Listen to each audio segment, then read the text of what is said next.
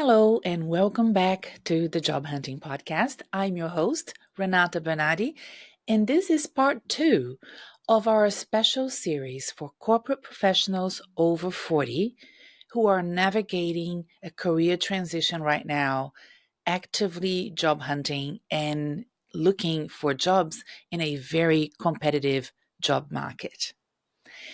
If you haven't listened to part 1 is episode 284.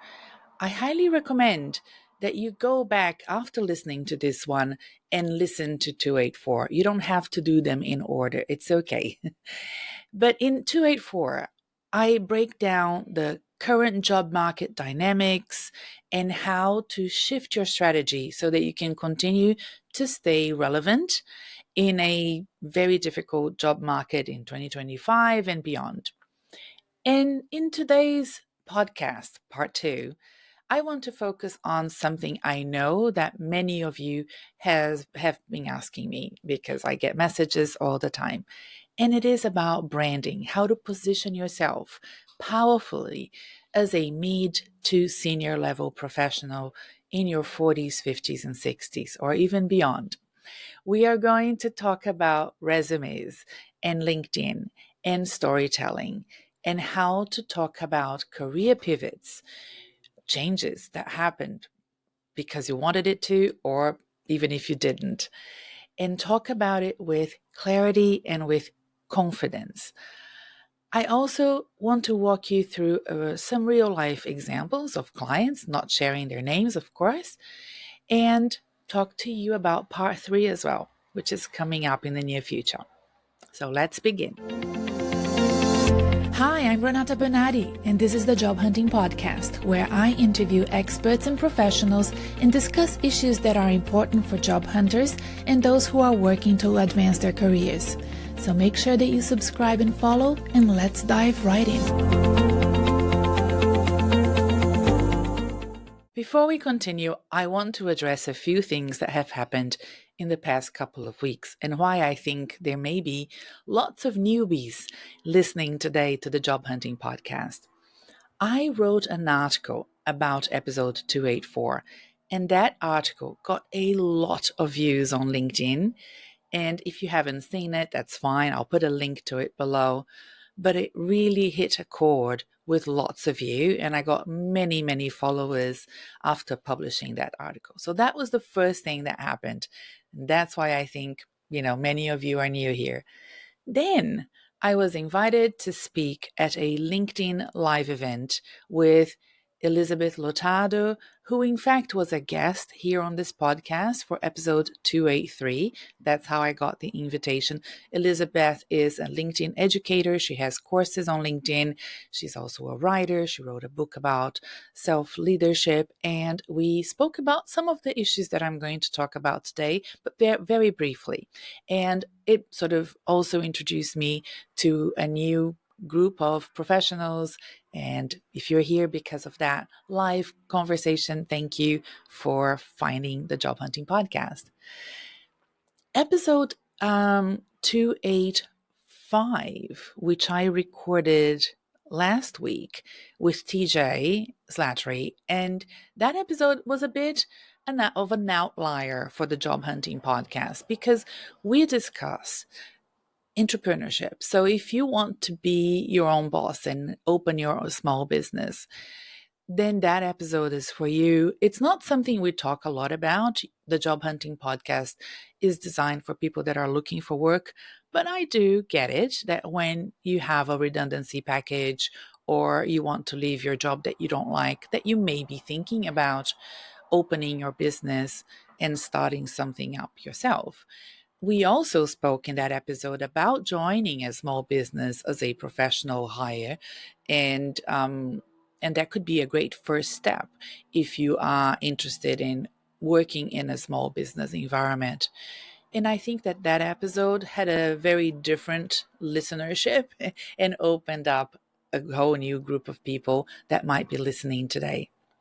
Finally, I was a guest of another podcast show called Agile Leadership, and that's hosted by Watermark Executive Search, Watermark and I have collaborated several times. I've done several webinars for them. They're very well attended. Usually when I run webinars for Watermark, there's like 300, 400 people attending, let alone registered. So I think that the podcast show is very popular as well. My guest was one of my clients, Peta Granja, and we discussed career coaching. So Watermark wanted me to be on the show to discuss what career coaching is.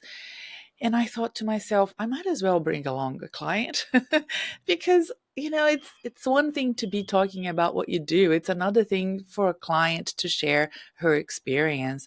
And she also spoke about leadership coaching that she had done before, about executive education, in particular the MBA, and sort of comparing and contrasting all of those professional development streams and what they're good for each, difficulty or problem in her career. So I think my audience has grown. I hope so. I can see the results already on my followership on LinkedIn and the amount of work that I am getting as well. So if you're new here, you can watch me on YouTube. I don't know if you know that. I don't think you need to, but just in case you're interested to see my office and have a look at what I do, it's a Friday afternoon. I will even tell you what day it is. It's Friday, the 11th of April, just a few days before this episode is released. I learned the hard way during the pandemic not to batch episodes because my audience really needs to get, information as it happens. Having said that, though, we have over 286 episodes, and these are conversations with recruiters, with executive coaches, with leaders, and just by myself. I do a lot of solo episodes as well. I don't think that they age. I think that this is the sort of podcast where you can go back to the archive and listen to past episodes based on your interest. So if you go to the Job Hunting Podcast website, it's easy to find. Just Google it, you will find it. You can use the search box to find specific issues you're interested in, or you can use the categories that we have created to find the right playlist for you. And I think that there are some episodes that I'm even embarrassed to say, like my first episode is so popular. And it's embarrassing because of course I was recording it on my phone and it wasn't that high quality and I wasn't, comfortable speaking as well. And I think you can tell. But what I think matters is the topic. It was so important. And I had been waiting so long to speak about those topics that the first few episodes are really interesting. And sometimes we think about bringing them back. We do that when I take breaks. We rebroadcast a few episodes. But frankly, I always have new ideas. So if you want to go back to more of the classic issues that you're facing, maybe previous episodes, early episodes might be good ones for you to watch. What we have here on this podcast is also a loyal followership. Like I know people that have listened to every single episode. I know this because when they see me, they tell me they have listened to every episode and they quote the ones that they like most and the ones that really resonated with them, and I'm so impressed. So I can't really be replicating topics that much, and I would urge you, if you're new to the podcast, to go back and listen to the old ones. I also have a newsletter with extra content. I'm working really, really hard. I have always worked hard on the newsletter, but more so now than ever. I want the newsletter to be something people expect every week and that it has content that will really, really help them. It's like the conduit between my free resources like the podcast and my LinkedIn posts, for example, and my paid behind the client wall IP. And I find that if I build that bridge, it means that whenever you need me, if you ever need to work with me, buy a course or buy one of my services, I'm easy to find. I'm going to be in your inbox. You just need to find me there. And the newsletter will also give you, hopefully, very good tips and advice for you throughout the months and years that you will be following that resource. All right, so let's go into the first item that I wanted to talk about today. So if we're talking about how to resonate and be a strong candidate in a complex market, being 40 plus, 40 years old and above, the most important thing and where we need to begin is with your mindset and thinking about age as an advantage. One of the biggest mindset shifts that I work with my clients is this: your experience is not a weakness, it's your greatest asset. This has to be the mindset of a professional looking for work in their 40s, 50s, 60s, right? Yes, age bias exists. Of course it does. It's in the job market. There's nothing you can do about it. You cannot control it. But you have lots of other things that you can control, like your mindset and how you present yourself in the job market. What I find that happens all the time, because I do consultations and I have my private clients, is that professionals unconsciously play into it. And they play into that ageism by downplaying their accomplishments, by agreeing with the ageism. It's an unconscious bias that you may have as well. And aiming to look younger in ways that really doesn't resonate with the recruiter or the hiring manager. Avoiding topics like the long tenures that they've had in previous jobs or their extensive leadership experience, being worried about adding things like with 20 years of work in X area. Is the noise outside a bit too much? Let me close the door. I personally love a little background noise, but it's it's Friday afternoon and it's quite noisy, so I closed the door. So I'm here to tell you that you need to own it. That's your experience, and that is your competitive advantage. Bring all of that wisdom, that stability, that pattern recognition as your competitive advantage, right? That resiliency over the years as something that you're proud of. You've weathered change. You managed crisis. Like I said in the part 1 episode at 284, this is not your first rodeo, right? You've helped build teams. You've delivered results over the long haul. You survived restructures. Maybe you haven't survived restructures. This is not the first time that you're looking for work due to, redundancies, for example. These are qualities that companies need more than ever in these uncertain times. Okay. And here's the reframe that I want you to hold on to. I am not just a candidate. I am a strategic advisor. I am a calm presence and a guide to help teams succeed. I will give you an example. My oldest client is 71 years old. Honestly, he hasn't started working with me at 71. He started in his late 60s. He's not a client anymore. He turned 70 when we were working together. And he sent me an email earlier this year that goes like this. I'm going to read it, skipping all the parts that could, are private. All right.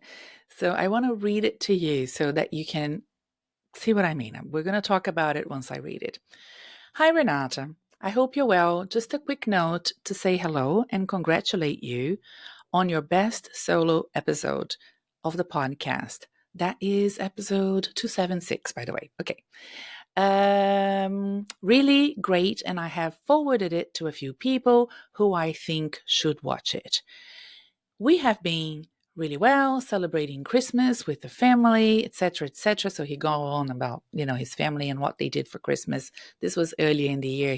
I think he messaged me in February. Looking forward to 2025, hoping to relax a bit more and travel.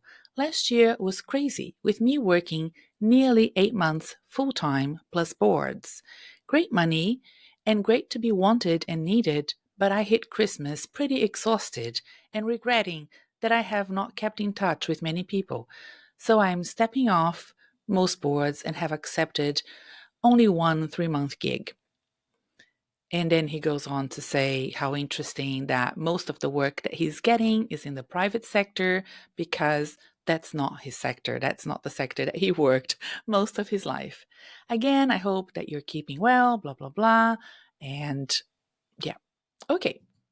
What do you think of this message? I mean, what a big problem to have. What a wonderful problem to have, to be so busy and working this many hours and this many months of the year at 72. Now, this is something that he wants to do, not that he needs to do.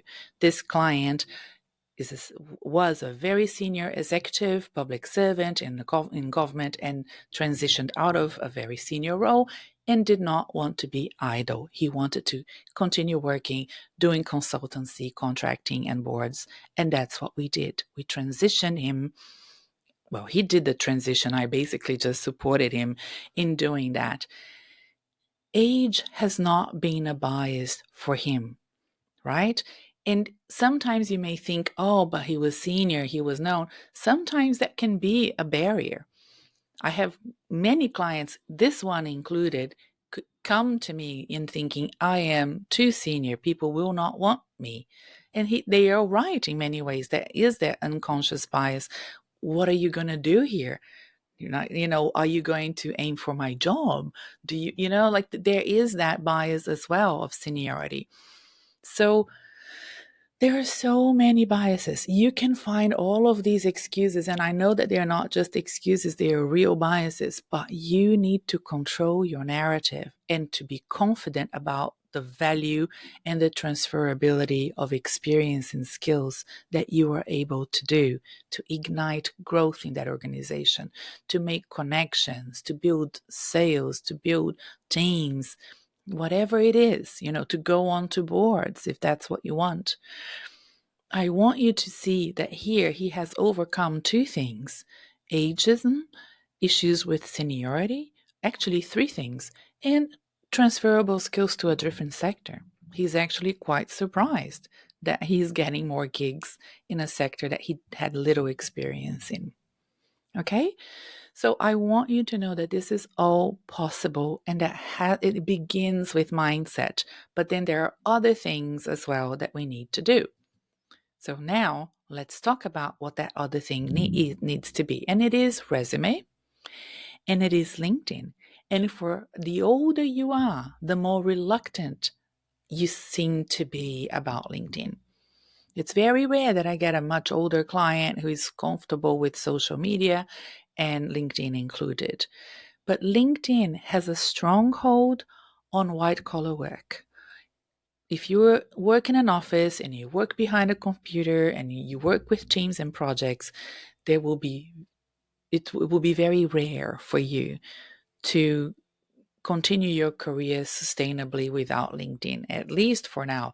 I don't know how long this will last, but it's an absolute monopoly. Okay? So why resume and LinkedIn need to work together and in synchrony, right? There needs to be a symbiosis there between the two of them.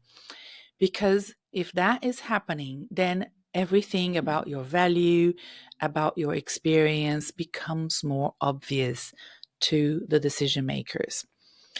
So let's talk about those personal brand assets like resume and LinkedIn. For example, resumes. It needs to be 2 to 3 pages max, right? 2 pages in the US, 3 pages in Australia. There are variances in other countries, but it needs to be focused on making sure that you're using only 2 pages or 3 pages, maximizing the space. So it's not 1.5 pages, it's not 2.5 pages. Maximize the space and make the most out of it. Focus on the details and experience of your last 10 to 15 years.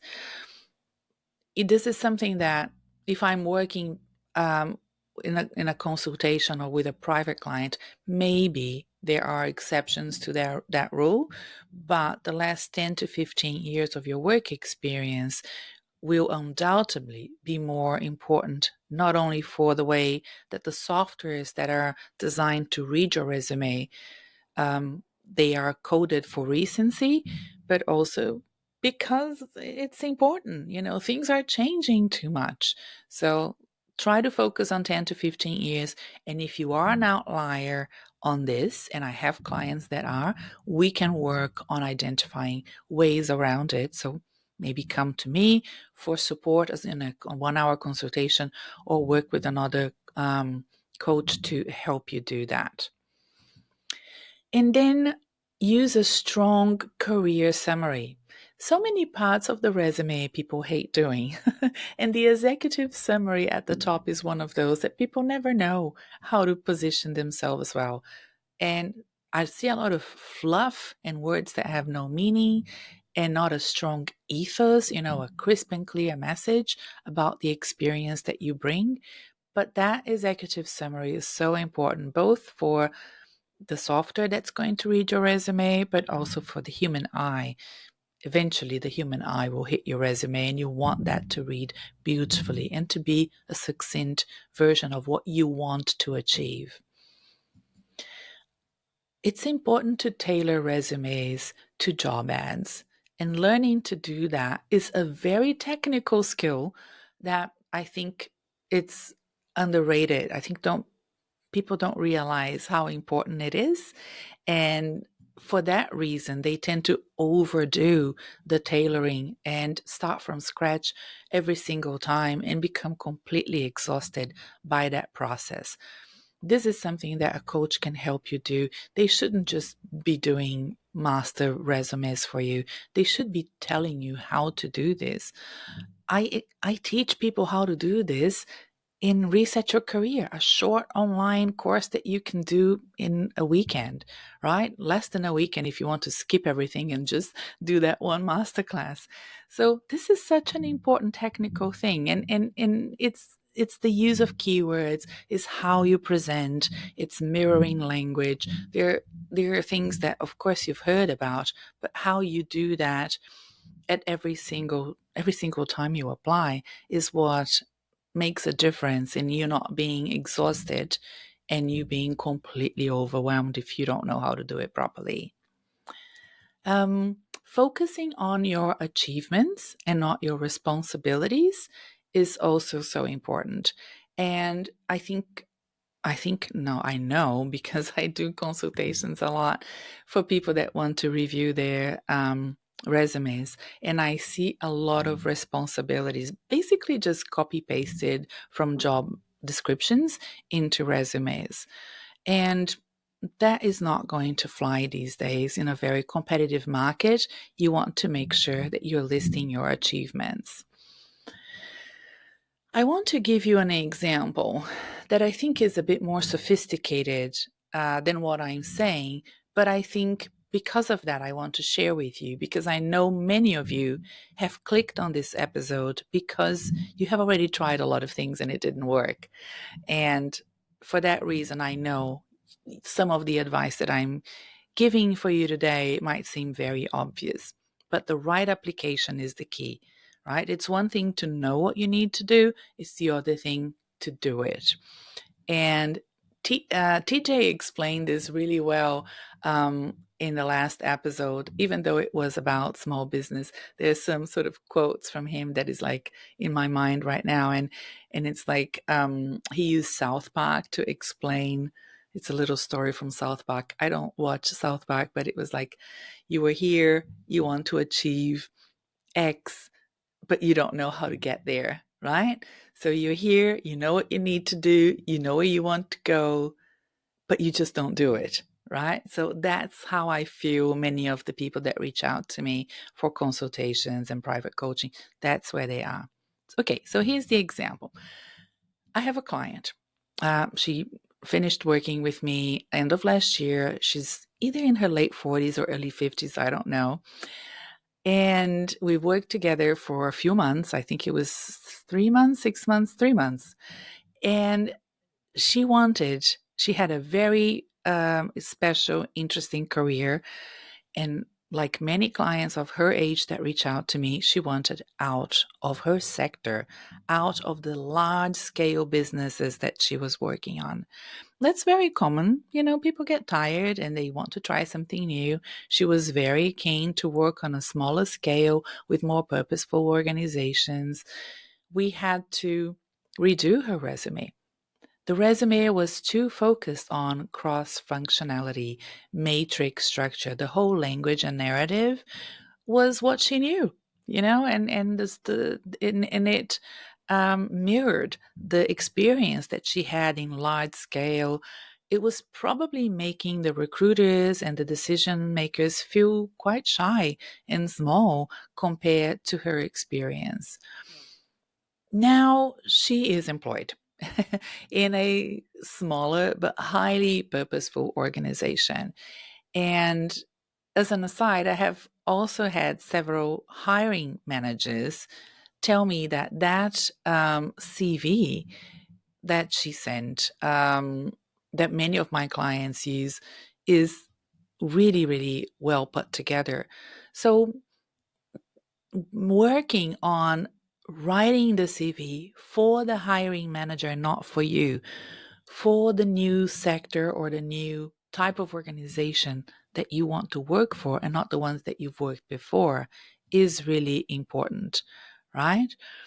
And the same goes for LinkedIn. I'm not going to talk about LinkedIn as much today because I feel I talk less about resume and I talk more about LinkedIn on the podcast. And you're probably tired of hearing my very strong views on LinkedIn. But, interesting things and things that people don't think about is the fact that LinkedIn is a search engine. It's a search engine like Google is for you, or even ChatGPT now. So many people are now just using ChatGPT. For recruiters, the search engine of choice for them is LinkedIn. If they need to find candidates, and they will find you even before they advertise a role, they are looking for keywords. They will put keywords into LinkedIn Recruitment, which is their platform that they subscribe for. And those keywords, they need to be in your headline, they need to be in your about section, they need to be on your job titles and in your most recent jobs for you to rank highly in the list that they're going to get once they input all of those keywords and instruct the system to spit out a list of candidates for them. So your headline should speak to where you want to go, not just where you've been, right? So, for example, senior commercial leader, driving growth across retail and FMCG, board advisor. That is the sort of keyword rich headline that I help people create, but you can try to do that yourself as well.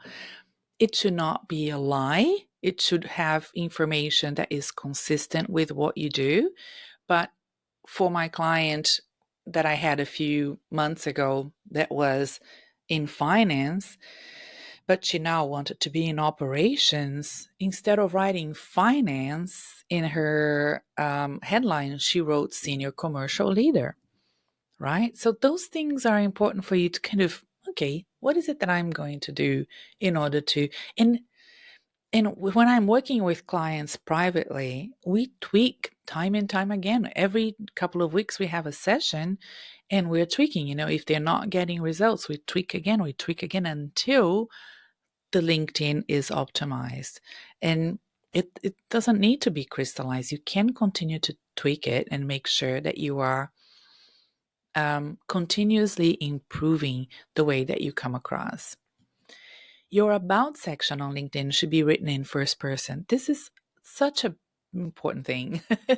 And I know that many of you have written it in third person, but it's not as welcoming and it's not as compelling as a career story as one that you write in first person. And finally, about LinkedIn, and then we're going to move on.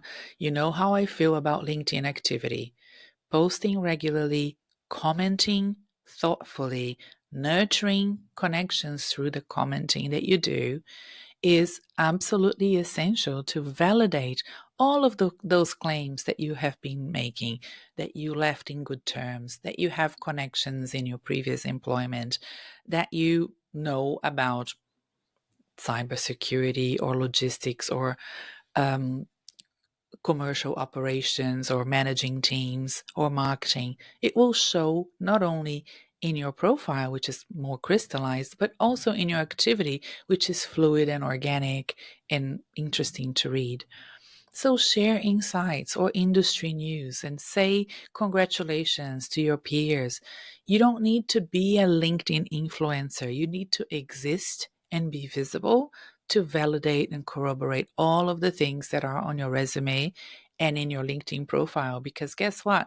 When you apply for a job or somebody's advocating for you internally for a position, the first thing that the person in charge will do is go to LinkedIn and look at your profile, right? I think you know that. Okay, so the next thing that I want to talk to you about is storytelling. Oh my God, isn't it horrible? Nobody wants to tell their stories, but positioning yourself as the guide and not the hero is a huge part of your personal branding learning. It's how you communicate your story in interviews and networking and in conversations and even on LinkedIn in a way that's not show offy. I have a whole masterclass inside Research a Career about you not being the hero of the story and you being the guy or the guide, right? The hero is the organization. And we sort of showcase ways of doing that in that masterclass. And it requires a mindset shift. You are not there to show off, you are there to be included and part of. Don't make yourself the hero. Inside Reset, we talk about, pretty sure we talk about Luke Skywalker, and he's the hero, and Obi-Wan Kenobi being you, right? You are the person who will help the hero, the organization, the team, the project, the business to succeed. Even the way that job ads are written, are written in that way. Here we have a hero in trouble. We need somebody to come in and help the hero manage this large project or manage this team or achieve growth in this new market, right? There is an issue there, and you, as the guide, will step in and support. So, using those simple storytelling frameworks that you may even know, it's amazing how many communications professionals reach out to me for support when they're looking for work. I never expected that to happen. So, these frameworks are something that they have used for their employers, but it's harder for them to use for themselves. And frankly, I have used coaches, even though I knew these things from a long time ago. I I think there's an emotional attachment. Sometimes there's also grief from the way um, the the letting go of the previous job happened, that gets in the way of you telling a compelling story that's not emotionally loaded, right? So working with a mentor or a coach can really support in that way. But the other way that you can do this, which is free, is just by practicing speaking it out loud, right? And using those simple story frameworks when talking about your experience and explaining what the challenges have been, why you left the organization, why you were interested in this new job. Tell me about yourself, all of those things. And answering the behavioral questions, which really need um, um, professionals who are the job candidates to master not only the star, I think the episode that my client mentioned before, which I will link below, I talk about, how people focus so much on answering questions in the star format, when in fact, what the most important thing is for you to answer it in a way where you're not the hero. The hero is the organization, and you're stepping in to support. So go back and listen to that episode as well. So many episodes for you to listen to, but they will help. I think, if you're currently looking for work, I think preloading the work by taking this time to reflect with hopefully the support of this podcast is time well spent. You may think, oh my God, I need to start applying for jobs now, but you will be way more prepared to apply for jobs once you listen to some of these episodes, this one included. Okay, so what does it look like to answer a question as the guide and not the hero? It goes something like this, and I'm going to read an example for you. When our company was hit with supply chain issues, I led a cross-functional task force that redesigned our procurement process. As a result, we reduced delays by 30% and saved over $1 million. As aside, I think there needs to be a little bit more context in between every sentence that I just said. Some use of jargons if you're talking to the decision makers to really show your technical competencies and experience in a little bit more context for them to be happy with the answer. But I just wanted to show the most important sentences there so that you can think about how you can use that example to create answers to questions that you are getting or you will be getting in the future. That type of answer is clear, it's confident, and it's valuable, and you're not the hero of the story, right? All right. Then it's about targeting your job search strategically. Again, this is I'm talking about issues that are the most popular issues that I come across. And I want to talk to you about how to focus your time and your energy wisely when you're applying for jobs, because so many professionals treat job hunting like a numbers game, right? So they apply to as many roles as possible, as quickly as possible. There's a lot of FOMO, fear of missing out, when you're looking for work and you see a job that seems great.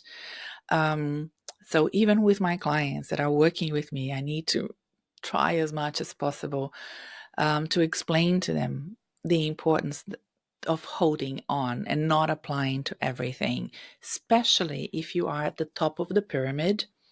There's less and less degrees of separation between you and your peers, you and recruiters. So for you to have a sustainable, healthy career for the next 10, 20 years, you need to be applying in a way that is consistent to your branding, consistent to your reputation, and to what you want to achieve. So, this is such an important aspect of coaching, is to introducing the client to pacing and to pacing themselves and really reflecting and being strategic about job applications. This, overburdening yourself with job application often leads to burnout, to frustration, to ghosting from recruiters, because recruiters tend not to trust candidates that apply to too many things, and it's a wasted effort. So instead, I think what can really help is for you to stick to 3 pillars of job hunting. First one is clarity. Know what you're offering and what you're looking for and stick to it. I know it requires patience. I know that for some of you, if job hunting is financially draining, it can be hard, but this is not about waiting longer to get a job. This is about job hunting smarter and if my experience is correct and my sample of clients is a sample that I can rely on, it's faster. Okay. The second thing is strategy. Don't just react to job ads, have a clear plan. Okay. Check the job and make sure that it's worth your time applying for it. And sometimes it's not worth it if it's been too long. It's 3 weeks old, it has over 200 applications. Even though it's still advertised, that boat has sailed. And other times it's too far away from your expertise. And in a job market this demanding, this complicated, with so many candidates looking for work, it could be a waste of time as well. And then the final thing I wanted to say is the action. So take small, deliberate steps daily to move you towards your goal. Don't worry so much about being bold and, staying overnight and applying for all the jobs you can find, and it's not going to work. One of the worst things that you can do is the example I just mentioned, spending 24, 36 hours without sleep applying for jobs and then sleeping in and missing on recruiters' calls, taking too long to reply to them. It's better to be incrementally consistent than to go through those sprints and burn out. Use a job tracker. So block weekly time for high impact tasks like targeting companies proactively. If there are things that you hate doing, do them first. And block out times in your week to make sure that you are not only looking for jobs, but doing the other tasks like reviewing your resumes and listening to this podcast and so forth. Going on LinkedIn and nurturing your relationships, connecting with more people. So finally, I want to talk to you about building your network. Okay. No cringe required. I get it. Networking is hard. I went to, let me open the door again because now I'm hot. I went to an event last week. Not only it was, it's been a long time since I've networked, and you're talking to somebody who used to organize events. So for me, it's like, oh my God, my life has changed so much. I now work from home most of the time. And this was a big networking event, and I came back sick. One thing that many of you don't know is that this is not how I sound. I have a husky voice after losing my voice and feeling quite unwell after attending an event. I know networking is awkward, especially if you haven't done it in a while, but this is the thing. You already have a network. You just need to reconnect with it and give yourself permission to be vulnerable, ask for advice, listen, and you can start simple. Reach out to your former colleagues and mentors and classmates. You don't need to ask for a job. You don't need to be too forthcoming. You just need to send a friendly message, something that sounds like this. Hi, John. I was just thinking about our time at Exxon, McDonald's, Apple, and I would love to catch up sometime. No agenda, just saying how you are. That's it. You don't need to, this can even be a message you can send together with your invitation to connect on LinkedIn. Because it's always good to send a message with your invitation to connect. So I think that those things are so important. And one thing that I wanted to say, because I got this question when I was doing the live event with Elizabeth, is about introverts, right? So I want to say this. Introverts, it doesn't mean you can't network. It means you need to approach it in a way that is comfortable for you. So many introverts are great connectors. They are not necessarily shy. It's just that it might mean that your social energy and your social battery is not as big as the extroverts, and that's fine. But If being an introvert means that you prefer deeper conversations over small talk, for example, that's great news for you. That's what networking should be about in a professional setting. So, one on one coffee catch ups, small group interactions, go for that instead of attending large events. Um, Make sure that you think about what comes more naturally to you. So, for example, I love doing podcasts and talking, but it could be that you prefer writing. So, write, or maybe you just want to catch up with people and have, conversations one on one. Whatever is easier for you to do, start there, right?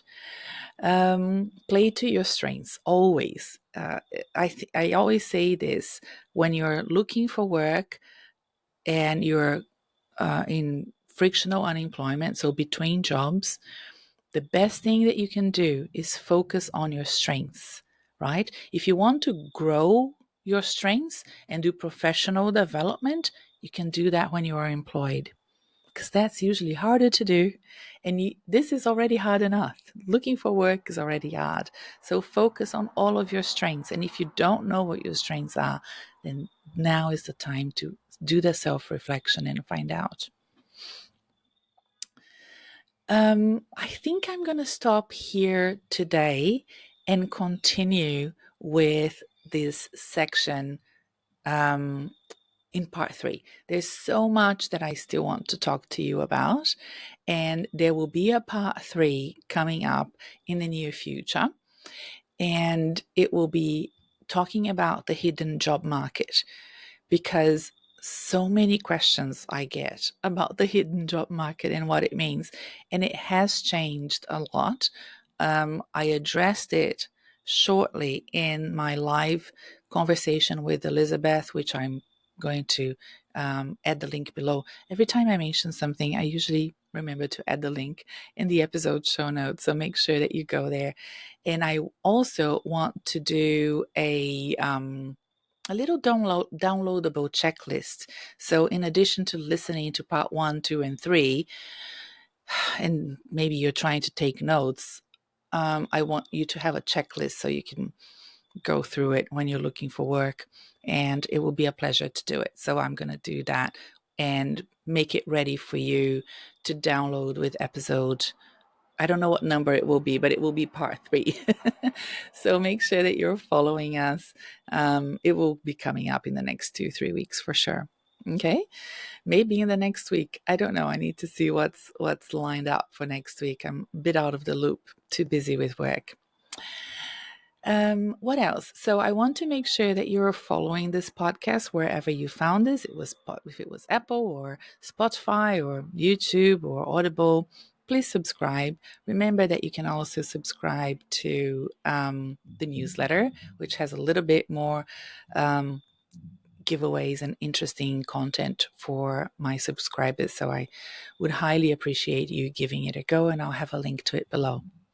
That's it for now. Thank you so much for listening. It was great chatting to you, and have a great week. Bye.